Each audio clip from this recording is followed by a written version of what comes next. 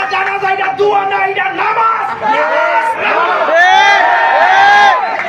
বেটা হইলা আয়ো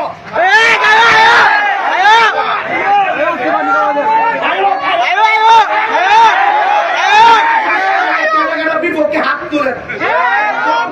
তাহির বাবার সামনে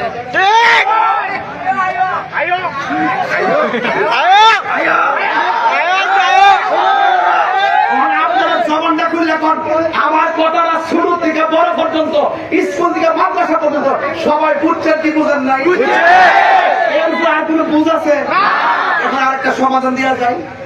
বাজান আপনার যদি ভালো না লাগে আপনি যাই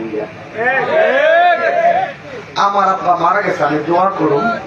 তোমার আব্বা মারা গেলে তুমি দোয়া না করে কবর হান্ডা যাও